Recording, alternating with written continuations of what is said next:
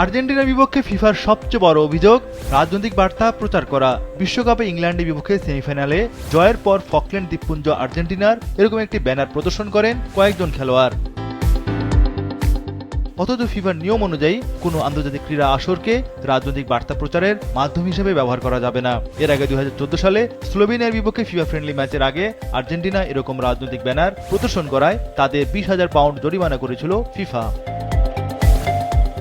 একই অভিযোগ নতুন করে ওঠায় বিষয়টিকে গুরুত্বের সঙ্গে দেখছে ফুটবলের সর্বোচ্চ সংস্থা। তবে সেমিফাইনালের রাজনৈতিক বিতর্কের বাইরে আরও অভিযোগ উঠেছে আর্জেন্টিনা দলের উপর। Presenting Walton Crystal Series. Switch to premium. Switch to Crystal. ফাইনালে স্পেনের কাছে হারের পর প্রতিপক্ষ খেলোয়াড়দের সঙ্গে আর্জেন্টাইন মিডফিল্ডার প্যারাদেস সহ আর্জেন্টিনার কয়েকজন খেলোয়াড় ও কোচিং স্টাফ সংঘর্ষে জড়িয়ে পড়েন। এই ঘটনায় গত সপ্তাহে ফিফার ডিসিপ্লিনারি কমিটি গঠন করেছিল বিষয়গুলো খতিয়ে দেখতে। এবার কমিটি আর্জেন্টিনা ফুটবল সংস্থা ও দলের একাধিক খেলোয়াড়ের বিরুদ্ধে তদন্ত কার্যক্রম শুরু করেছে।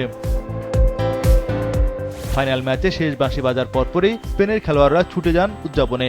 তখনই গাভিকে ধাক্কা দিয়ে মাটিতে ফেলে দেন প্যারাদেস। তাকে মুখেও আঘাত করেন তিনি। এরিক গার্সিয়াকেও আঘাত করেন প্যারাদেস। এই ঘটনায় প্যারাদেসের বিরুদ্ধে 3টি, নাহুয়েল মলিনার বিরুদ্ধে 2টি, থিয়াগো আলমাদার বিরুদ্ধে 1টি ও কোচিং স্টাফ রবার্তো আয়ালার বিরুদ্ধে 1টি অভিযোগ আনা হয়েছে। এছাড়া স্প্যানিশ তারকা গাভির বিরুদ্ধেও অখেলোয়াড় সুলভ আচরণের জন্য অভিযোগ আনা হয়েছে। ফিফার শৃঙ্খলা বিধি অনুযায়ী অভিযুক্তদের নিজেদের বক্তব্য উপস্থাপনের সুযোগ দেওয়া হয়েছে।